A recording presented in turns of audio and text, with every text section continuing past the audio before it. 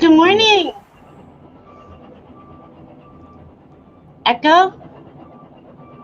A little bit, yeah. So you'll know when to mute. I will. Let me say welcome and good morning to you again, and welcome to everybody who's going to be coming up. This is a little bit of a different Facebook Live for us because we're going to be getting into some of the more ins and outs of menopause, right? But more so, you're laughing at me. I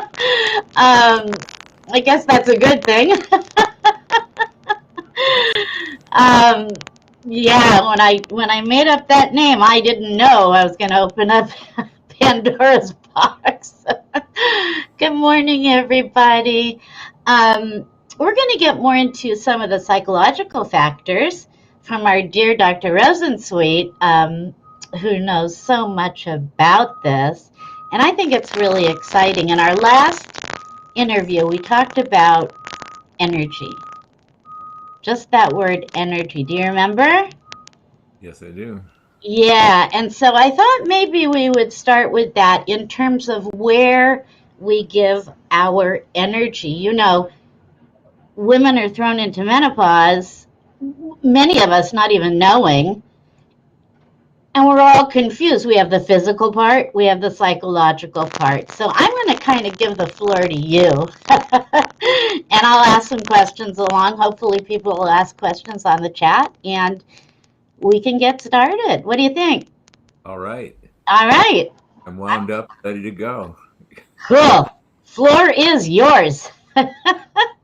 I always thought it was a curious description of menopause that I grew up with, which it was known as the change of life. And I think it's really good to look at that. It's midlife. And we are born, we're children, we learn, we grow, we socialize, we develop ways of earning a living. By midlife, ideally, a lot of things have been accomplished. Now what? And a lot of things can come up midlife as a part of a natural process called what we're here on earth to do is to heal. That's one of the things we're here to do. To come home to the truth of who we are, really, which implies that maybe we're not all the way home in the truth of who we are.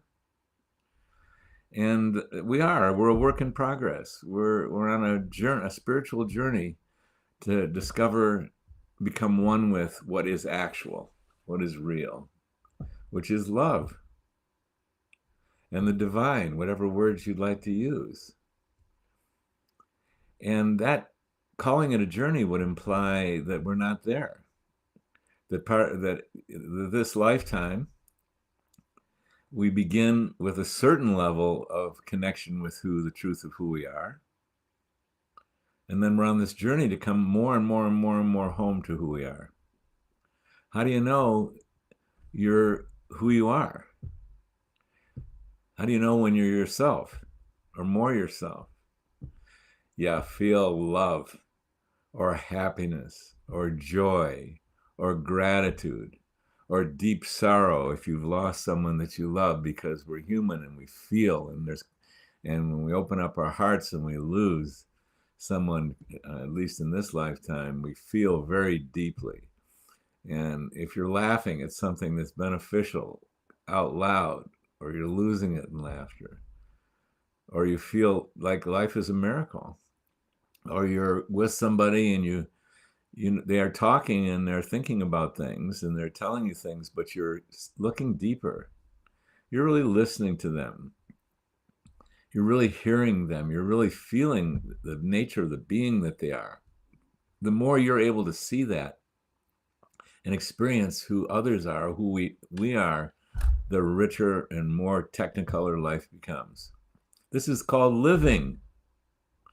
And living is full of the purest and most sacred of human activities: happiness, love, connection, the golden rule, as my son likes to call it, do unto others is they would like to have done unto themselves. This But is it's what so true, right?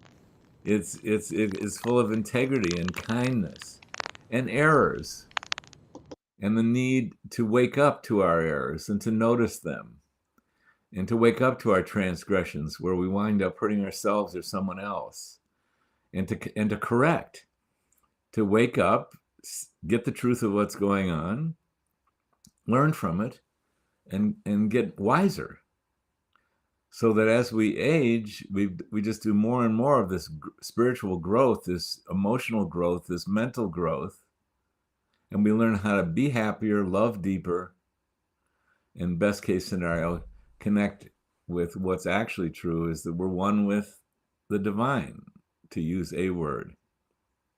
That's what life is. That's what living is. You want to ask yourself if you're living, well, how am I feeling?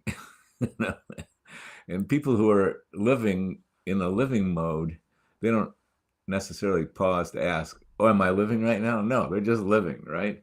Then there's an alternative reality system where it looks like we're living, we're walking, we're talking, we're involved in our work or with other human beings. We're angry, we're upset, we're blaming somebody. We feel like a failure, we're judging ourselves, we're judging somebody else. We feel uncomfortable, we feel afraid, we feel sad. We feel shame, like there's something wrong with us. We're involved in our day-to-day activities, but there's this underlying drumbeat of uncomfortable emotions and unbeneficial thoughts. And in any given human being, we can either be living in any given moment or in a different frame of consciousness, of mood, of thought, of experience, of emotions, or we can be anywhere in between there. And this characterizes a lot of human life. And we can look the same, and people can look like people. But when some country decides to go bomb somebody else, or someone's not living by the golden rule and is hoarding and not even aware that that's what they're doing, that's called not living. That's called behaving, acting, thinking, making choices out of what's not true about life. It was making choices out of distortion. And just to get it a little up close and personal, at the most awakened states, at the most conscious states, someone is present in the moment. They're in their body, they're perceiving, they're sensing, they're enjoying, or they're dynamically engaged with it, whatever it is, looking at a tree. They're not saying to themselves, oh, that's a pretty tree. The moment they do that, they're more in relationship with a concept, with a sentence. Oh, that's a pretty tree, rather than being in direct contact with the tree. You want to experience the miracle of a tree? You don't have intervening language or descriptions. I'm just generalizing, laying the ground for where I want to go with this. Being present is a hallmark of being more in the living of the truth of who we really are, being totally present. And then there's being not present. And really what we're present with is our thoughts, our thinking mind. Now, we're multidimensional. There is no such thing as a thinking mind that stands alone. We're multidimensional. That means there's many dimensions to our being. For example, we have a physical body. Oh, look at that. Physical body. Everybody pinched your cheeks, if you would. And we have emotions. We don't see them. You can't necessarily pinch the emotions, but revelation, they're there. We have a heart. We have a soul. We have an energy field. We have a mind. And we're existing simultaneously, from the tiniest molecule and the tiniest of cells to our whole apparent physical body. Anything that takes place on any level is simultaneously taking place on every level of our being.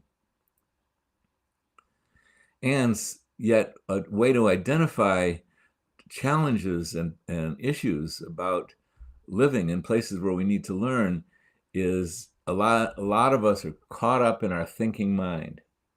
We've got this internal dialogue going. And instead of being in relationship with the world, I'm in relationship. Gee, did I turn the stove off today? Oh boy, right after this, I've got to get in my car and drive. I didn't like that person. They're not a very good person. In fact, I think I'm going to hate them. This kind of crap. That people can be in relationship primarily in their mind with this game they've got going on, these stories they're telling themselves about what they think is so, but it's not even real. And you can be sure if you're hating another human being, you're not involved in reality. You're involved in something else. That doesn't mean someone not doing an action that's violating a human life itself, but the response that works is not judging them and hating them. That's not going to solve anything. That's going to eventually amplify into some kind of small, medium, large, or huge war. So there's these various states of consciousness that we can occupy. And when you walk down a busy street, if you've done that lately, there's people are walking and talking, and they're going to be varying into how present they are in their own being versus how present they are in this dialogue with their own mind, this internal dialogue, this yakety yak, this endless sentences that's an actual separates them from their life and their reality and their body and their breath. Well, this end of the spectrum of not being alive is consequential. For one thing, it's very stressful. What does it feel like to not feel love? It's scary, because if you're not feeling love or happiness or touched or gratitude or the aware of the miracle of what's going on this planet, you're separate from life itself. You're not living, so to speak. I'm being metaphorical here, but I'm sort of being accurate as well. It's very stressful. It's the most stress at all. Instead of being connected to the truth of the moment, connected to love, connected to happiness, connected to your reality, the people, the miracle, the people, the miracle that we are as people. If you're connected to strife and unbeneficial thoughts and judgments and worry and shame and guilt and emptiness and loneliness and meaninglessness, it's very stressful. So there's a biology to this. And this is how I met up with it in one sense. I met up with it personally, really, how all this came flooding into my life. But I also met up with it biologically because I'm fascinated. I'm a medical doctor by it's an MD. I'm an MD. It's called medical dharma. It's what's my dharma. It's part of what's going on there. That's what I'm going for. It's this new class that I'm taking. Medical Dharma. It's not funny, it's quite true, but I mean, I'm not really taking that, but that's a really good way of putting it. So it's fascinating, the biology of it all, because when we're stressed and we're not handling it well, we're not conscious of it, we're not using wisdom and tools that really work in the midst of life stresses, we're going to trigger biology called the fight or flight response. Big output of adrenaline and cortisol, big recruiting of the most potent biochemicals in our body, including, the ovaries. The 3 of the 4 ovarian hormones get mega recruited. In males, testosterone recruited to fight the saber-toothed tiger because there isn't a difference perceived biologically. And we keep doing that day in and day out. From the time we're in the womb till now, till midlife, that's very, very stressful. And, so much of what happens medically, the diagnoses that arise, can be tracked down to causes. Get this medical diagnosis, there are causes, and there are hundreds and hundreds and hundreds and thousands and thousands and thousands. And invariably, they boil down to a dysfunctional response to stress. Dysfunctional response to stress. Stress in human life is needed. It's as built in as our nose and our eyes and our mouth. It makes us stronger. It makes us wiser. It's the driving force. But it really, really matters how skillful we are at responding to it. With no skill, we trigger the full flight or flight as if a dinosaur attacked us. And that's very detrimental. For example, you get this tremendous outpouring of cortisol. It's great. There's reasons why that happens. It has many valuable functions in a saber-toothed tiger attack. However, it also causes a diversion of the energy away from normal, healthy physiologic functions to shunt that energy into the fight or flight thing. So it's withdrawn from the gut. It's withdrawn from the immune system. Oh, the immune system is a tremendously energy requiring system. Anyone's had the flu and is just tired and in bed and sleeping, there's reasons for that, because all your energy is being diverted. As much energy as can be biologically diverted, and you still walk and talk and breathe, is being diverted to the immune system so the immune system can handle germs. So you put an outgoing of cortisol and you shunt the energy away from normal biological functions, and you put it and you suppress the immune system, for example. It's one example how your cancer surveillance system is not going to operate at full speed, how your virus fighting mechanism is not going to operate at full speed midlife. You know, as awful as COVID has been, it's hitting who? The elderly the hardest.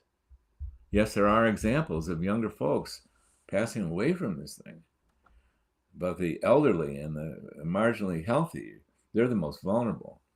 So but it's very consequential about the subject we're on. Now you could say, well, nutritional issues also can play into general health. Well, they do, but so much of nutritional choices, the choice to be careful about what you eat and take the time to eat it and chew it, and what you shop for, that has a bottom foundation of how much do you care about yourself.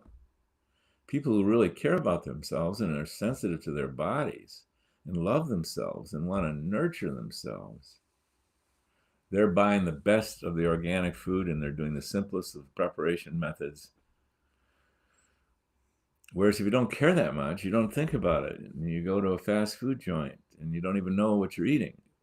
So even dietary choices are like that, or exercise choices are like that, or exposures to toxins. People who are very sensitive and really care about their health, man, they've long ago, or they're in the process of getting rid of every toxic chemical that's in their house.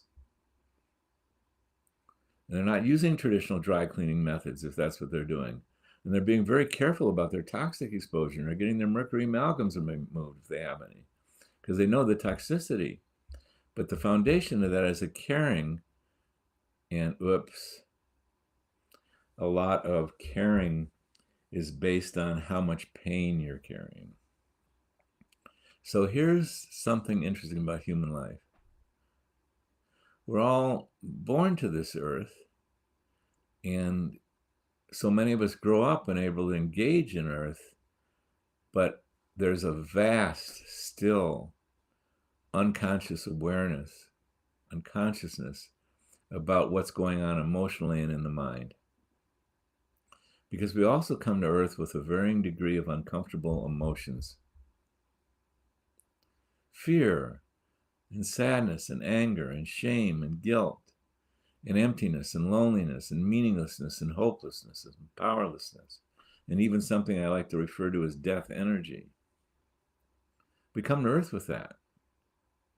And these are strong feelings. And what are they? What do they derive from? They derive from how we feel if we're not conscious of the divine. If we're not in ourselves experiencing truth of who we are, experiencing love and happiness, we're separate from that, who we are. If we're not feeling our own heart and soul, that means we're unconscious about our heart and soul. Well, how does that feel?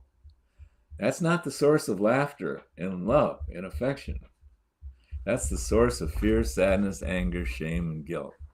And then throughout, let's say, eternal evolution, if you're not skilled, if you're not schooled in dealing with what happens when you disconnect from the truth of who you are and the truth of the moment, and you get those feelings, what do you often learn?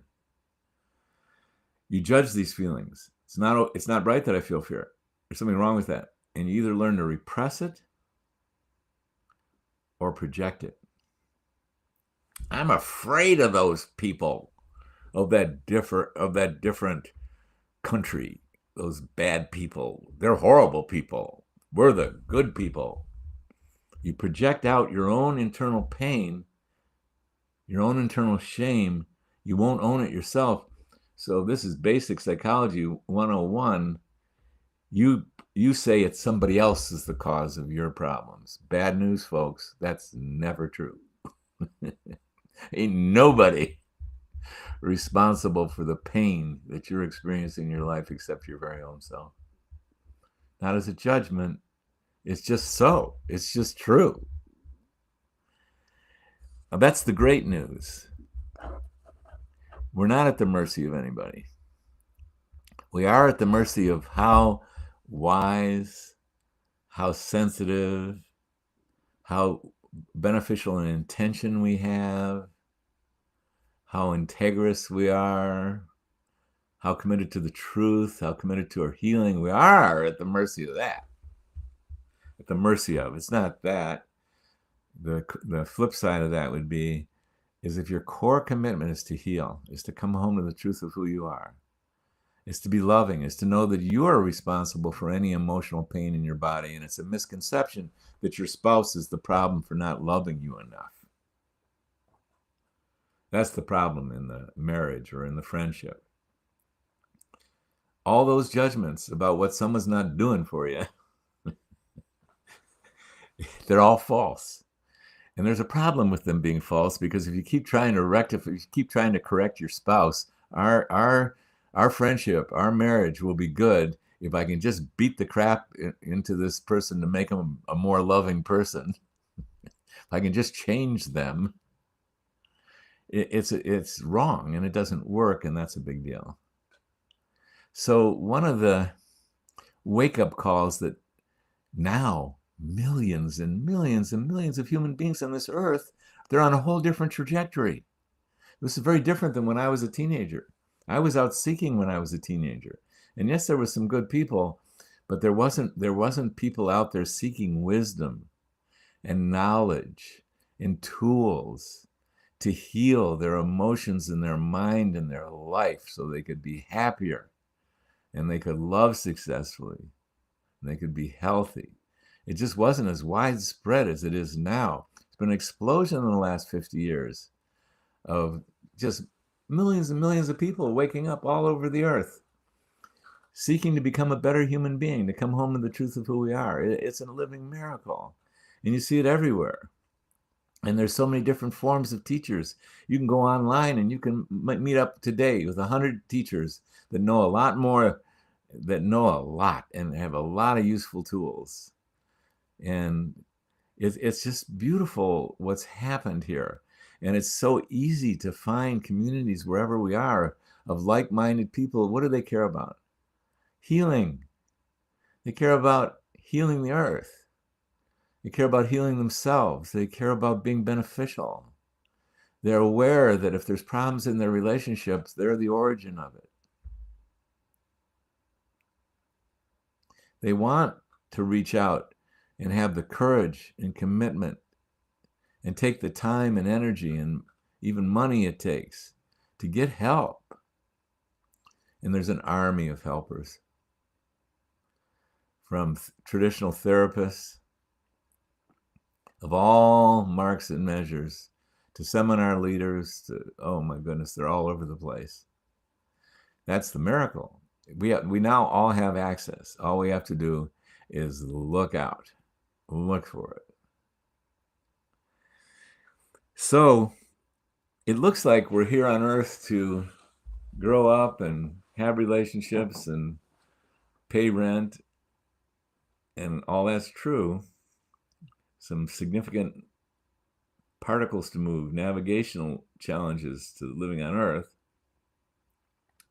But the main purpose for us being on Earth.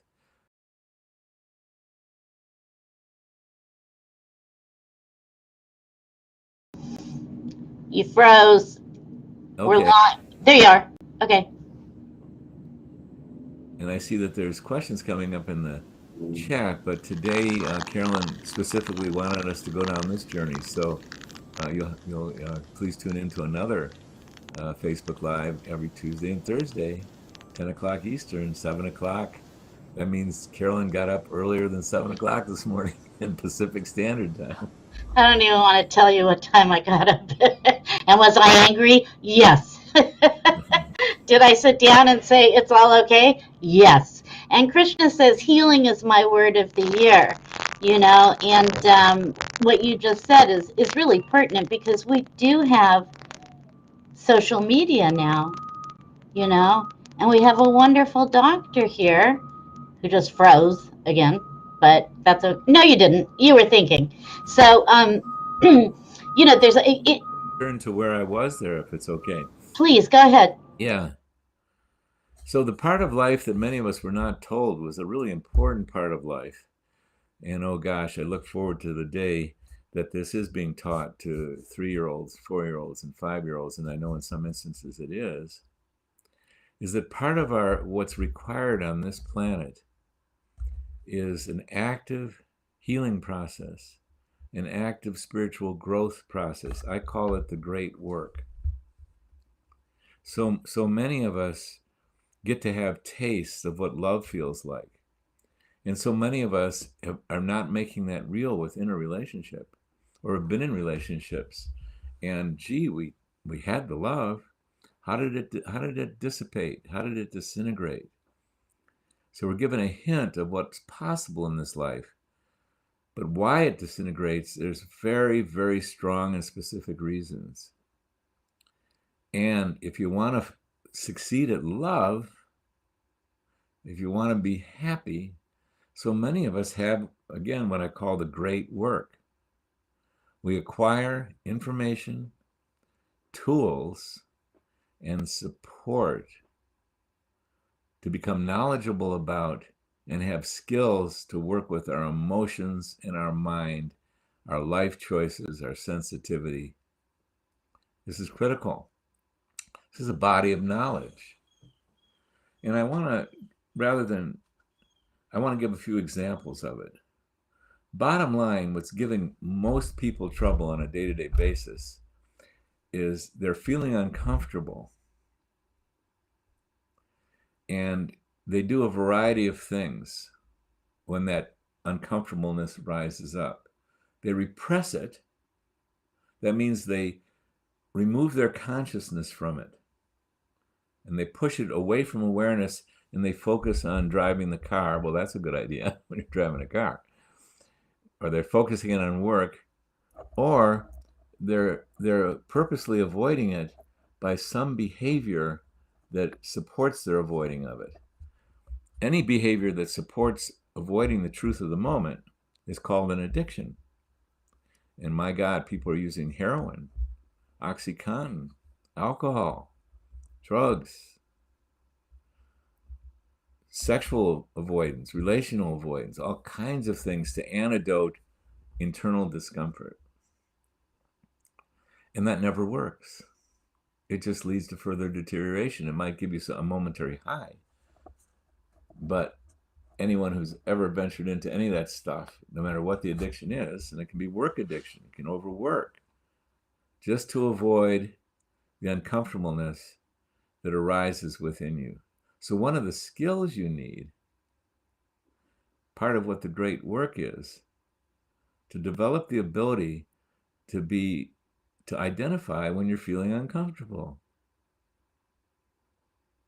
and have some skills to deal with it in a very creative, healing way.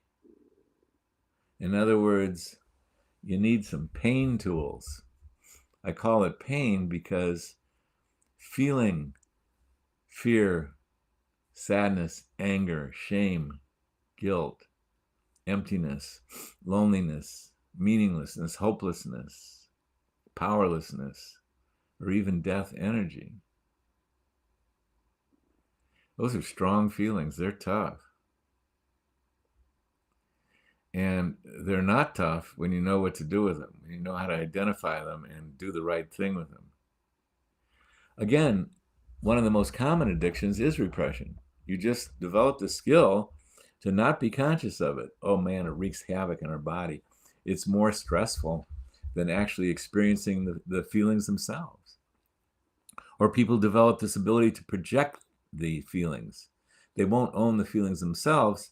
Like I was saying earlier, they think, well, my friend is just awful, or my spouse, or this new relationship I'm in, they're a piece of junk.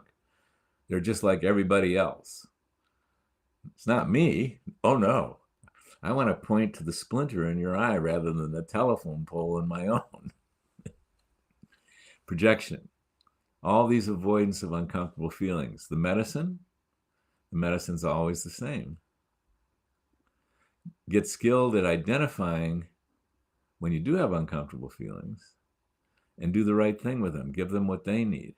So I'd like every one of us to close our eyes right now and just see if you can identify what you're feeling right now.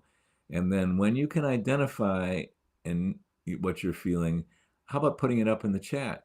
Let's see what some people are feeling out there. But I want to go silent and close your eyes, everybody, and please identify what you're feeling.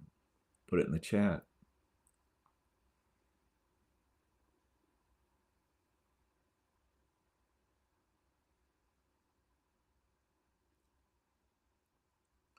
I'm going to open my eyes. I feel deep peace.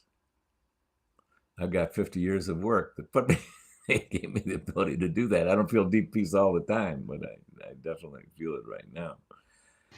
You know, Dr. R, you have an amazing story. I'm not going to ask you to get into it, but you do. And over time, I've learned much. And I'm looking at the chat, and fatigue, pain, anxiety, good, calm, contraction, and Let's take that word anxiety. woohoo, that's a biggie. Anxiety is a 20th century word. It's a little vague. So is the word depression. They're in the same category. Notice that I didn't list those feelings when I was talking about emotional discomfort. Anxiety is what someone experiences, and depression is what someone experiences when one of those uncomfortable feelings that I was lifted is rising up, and we learn how to repress it. But the repression is only partial. So it's this blurry thing. Instead of a nice crisp fear or terror or anger or rage or sadness or shame or guilt, those are crisp bottom line feelings. They've risen up, but you've learned how to repress them somewhat, but you're not totally successful. And so you feel these 20th century words called anxiety, which is a vague, and depression. Doesn't mean that when someone's feeling anxiety and has anxiety issues or depression issues, those can get, of course, extremely severe. What I love to do, and it happens periodically in my life, as I'll encounter someone who's right in the middle of an anxiety attack or severe depression, and they've reached out. And here's what I always do. I tell them to close their eyes and to the best of their ability, try and feel the anxiety that you feel. Or try and feel what you're calling depression. And if they do a good job and they're courageous enough to do that, the word anxiety is going to disappear and it's going to be replaced by a different word, like fear or hopelessness. The word depression is going to disappear and it's going to be replaced by, oh my God, I thought I was feeling depressed, but I actually feel shame, like there's something wrong with me. or I feel guilt. Whatever I do is wrong. So inside of every anxiety and depression, with inspection and with courage and willingness to feel the anxiety and the depression, you're going to come up with a bottom line feeling. And there's nothing underneath that bottom line feeling. You go deeper into fear and you feel fear because you hit the bottom with it. Then the next question becomes, let's say you do hit a bottom line, actual, authentic, uncomfortable feeling like fear. So let's go with this hypothetical person who sought support from me.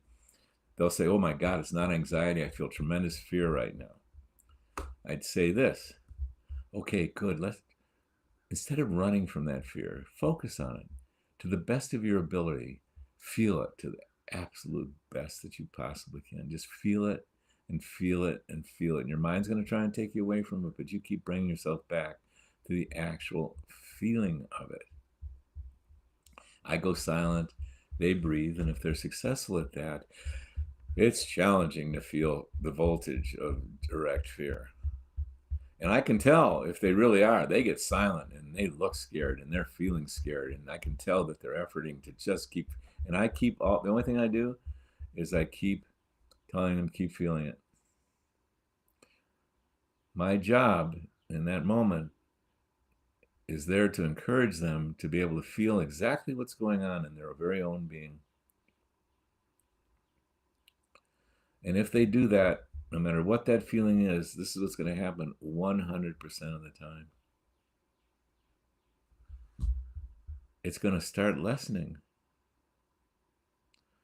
Maybe slowly but surely, maybe rapidly. They may break out into tears.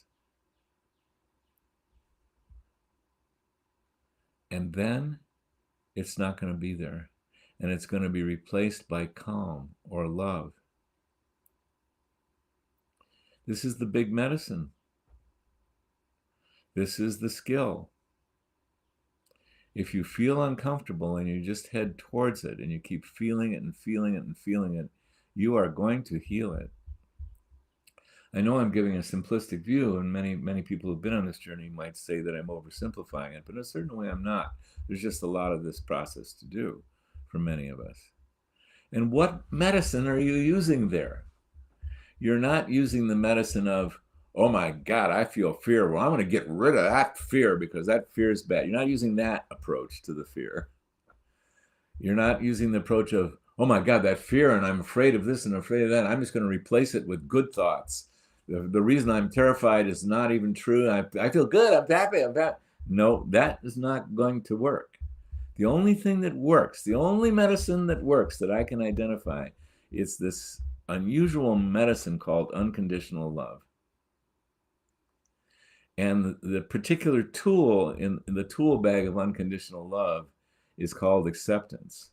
So the only thing I did with that person who was feeling maybe as awful as they ever did in their whole life, because I asked them to face it directly and to allow it be what it is, by breathing and feeling and feeling and feeling and breathing and feeling and keep on feeling, they're doing a mechanical act called acceptance. And it always works. So picture this. A little boy, 5 years old, or a little girl, 5 years old, just comes, close your eyes, everybody. A little 5-year-old comes running into your room right now, screaming at the top of their lungs. They're obviously terrified and upset to the hilt. There's a couple choices of what you can do. You can say, okay, stop it right now. Go to your room. You cannot have feelings like this and be a human being on this earth. So you learn how to control this crap. You go to your bedroom, and when you're not doing this kind of crap, come back and talk to me. That's one way of dealing with that child who's 5 years old. Here's another way to deal with that child. Come here, sweetheart. I want you to sit in my lap. Obviously, you're having a lot of uncomfortable feelings. It's okay.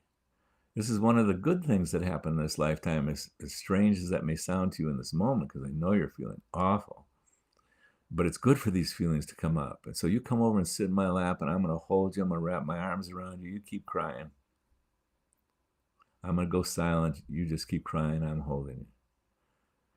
what that's going to give to that child is just a dramatic, beneficial move. Instead of being judged and pushed away for something that's obviously going on in them, that's really intense. Close your eyes, everybody. I want you to imagine this. They're being accepted, and they're being held, and they're being loved. And what's going to happen in almost every case that life is reasonable for this child is sooner or later the tears are going to quiet down and they're going to get calm, because you accepting them for exactly the pain that they were in and encouraging them to keep feeling, you're doing a tool called unconditional love. You have no condition on how they're supposed to be. You don't put any time limit on it. You're just sitting there holding them and accepting them. It always works. Love always works. It doesn't mean they don't have things to solve in their life. They may not have eaten for 5 days. Worst case scenario. They might have lost a parent. It's not like there aren't other issues that can be very substantial that need to be dealt with. But this tool that I'm just guiding you through, and you can open your eyes right now, this is one of the many tools that are critical for the great work. You become conscious when you're in pain. You don't project it out to anyone else. You don't drink alcohol. You don't take a heavy painkiller. You get present with the pain in a safe way. You breathe and feel it, and you breathe and feel it, and you breathe and feel it. And you feel it, and you feel it, and you feel it. And that's the mechanics of acceptance. You're allowing the feeling that's within yourself to be the actual feeling that it actually is. Unconditional love doesn't mean you don't have other things to solve, but this core basic process is so critical for this planet right now, because if you don't do that, well, look at the mess we're in. And you can track it down to people not being responsible. Have you heard that word, personal responsibility? At the core of that statement is, I know I'm responsible. I am the cause of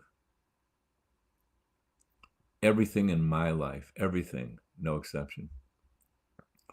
If I'm feeling sad, it's not something someone did to me. If I feel lonely, it's not like the world was bad to me and just made me be alone. There's reasons why you're lonely. And there's reasons why you haven't developed the ability to develop deep, loving relationships that really matter. That's a big deal. So this is what personal responsibility is. And being personally responsible, if I feel anger, what do I know? I know that anger is me. I can tell myself a story of, well, I'm rightfully angry that this person who did me wrong, and they're bad, and they're the wrong political party, and they're the bad people. Unfortunately, I'm aligned with the good people. No, it's a black hole. You never get out of that one, because it's incorrect. It's an incorrect assessment of how life really works. If I'm lonely, this isn't a judgment on me being lonely. It's just an assessment that I didn't develop the will, the skills to be a truly relational person, and thus have animals like cats in my life that I love, who love me, or people, or plants. I didn't develop the skills to connect with them, to perceive with them. When I went out on my walk today, I wasn't present enough to connect with the trees and just be touched by the beauty of the winter trees. So I wanted to at least focus in on one skill that's going to be crucial, in my opinion, for everyone's healing. It's develop the commitment to heal. Realize that your spiritual growth is the most important thing that you're here to do on earth. and it's the source of everything that matters to you. The wiser you become, the more skilled you become with your own self, with life, the more you're going to be living the truth of why you're here.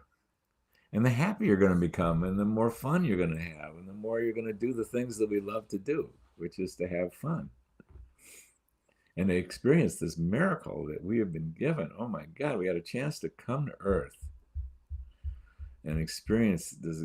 I can't even get my mind around how gorgeous this place is and the people in it. So in order to do that, there's some skills you need. And at the core of that is a desire and a commitment to heal your own being. And what commitment is, you're willing to do anything and everything it takes to do so.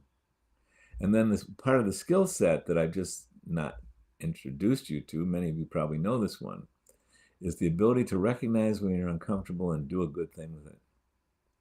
Do what that uncomfortable part of you needs. It needs acceptance.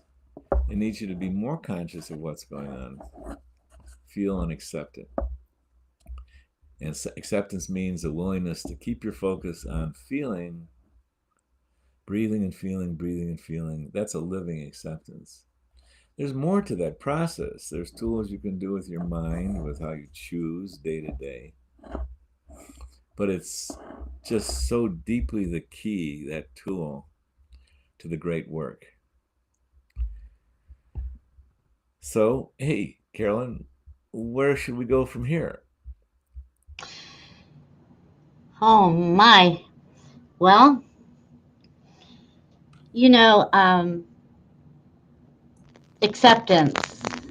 There's you can go online and type in acceptance, and there's a whole long thing. And, it says acceptance is the answer to my problems today. When I am disturbed, it is because I find some person, place, thing, or situation unacceptable to me. And I cannot really make peace with myself until I accept that person, place, situation, or thing as being exactly as it is supposed to be in this moment. Now, I don't know if that's off Well, it's subject. so important what you focused on here. And there's whole knowledge, wisdom, even religious um, leaders who, in religious wisdom bases, that single this one out. And one way it's looked at is through the lens of what's called attachment. And what attachment is we're living this day-to-day life, and the life we're in is truly our life. It's not someone else's life. It's our life.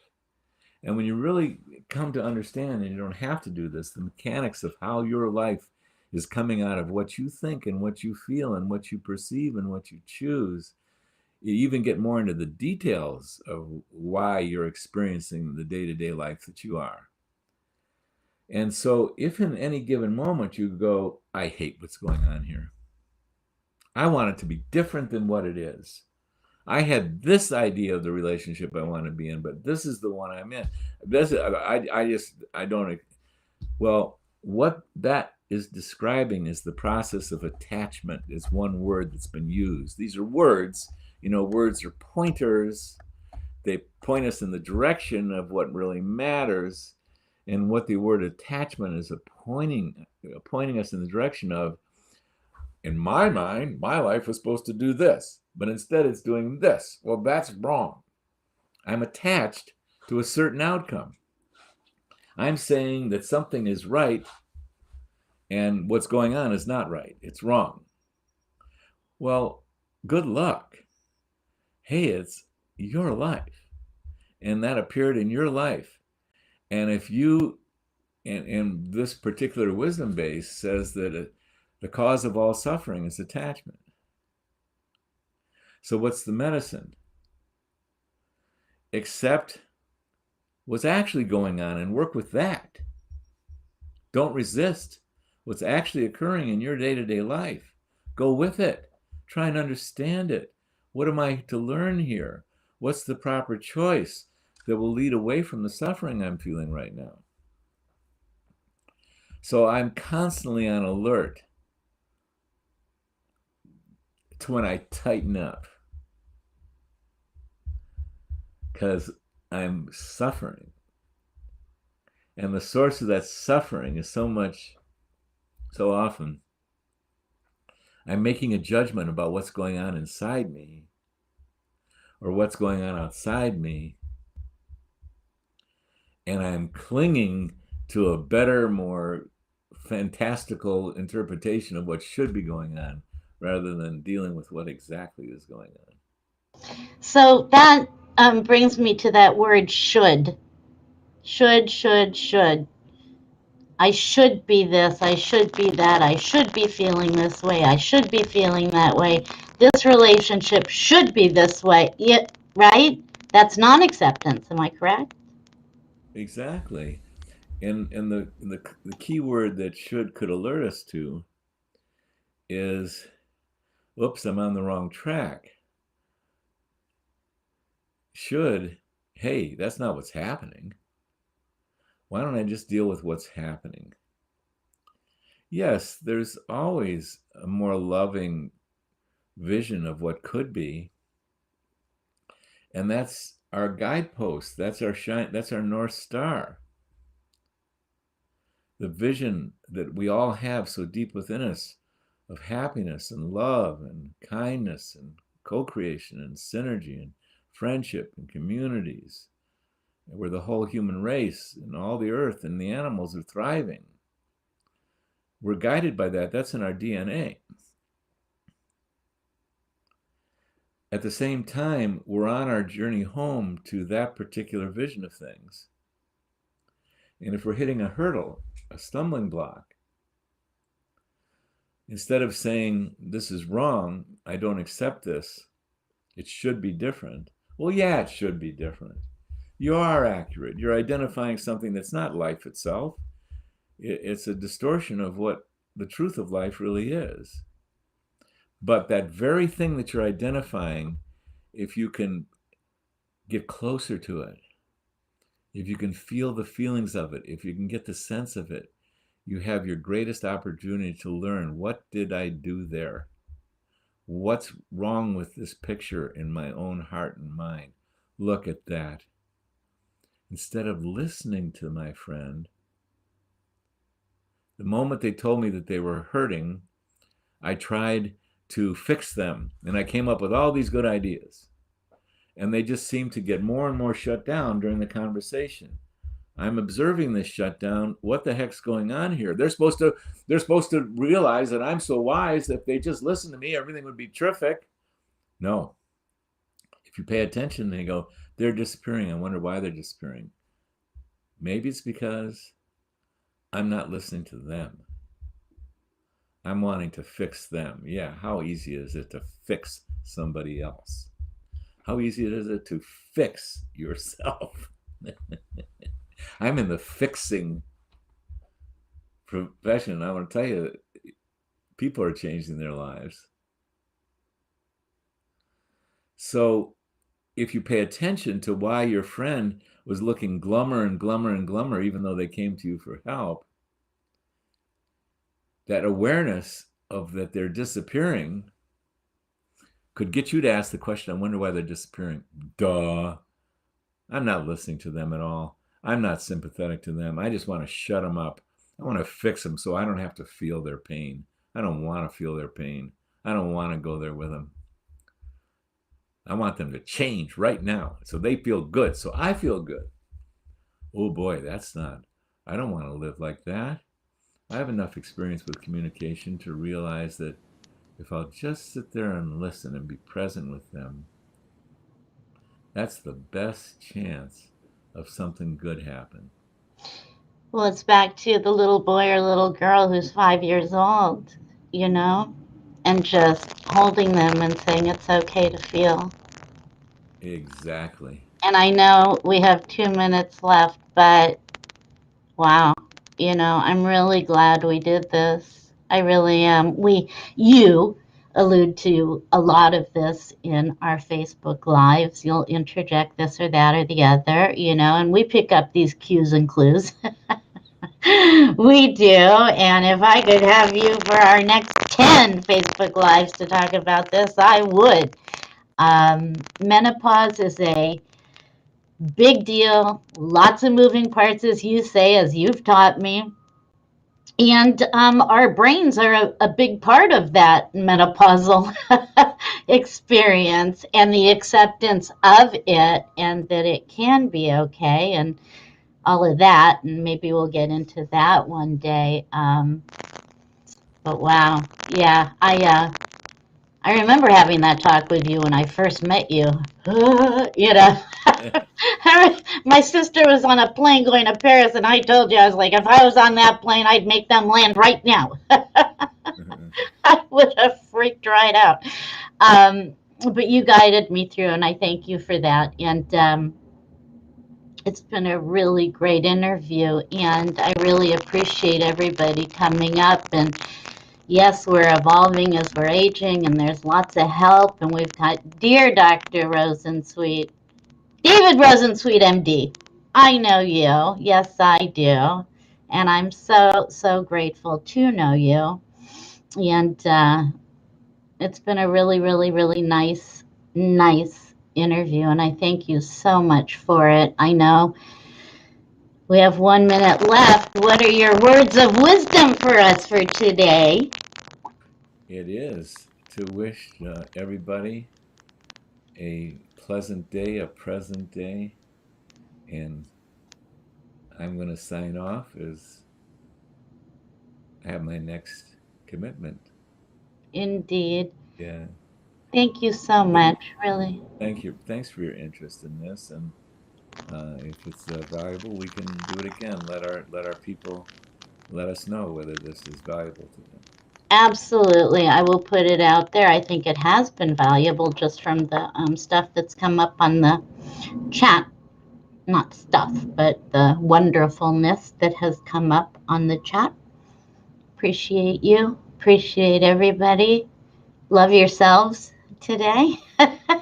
Listen to people. Don't try and fix them, I guess. I won't try and fix my boss. Promise you that. And enjoy. And we will see you on Tuesday. On Tuesday. I got the day right. Pretty impressed.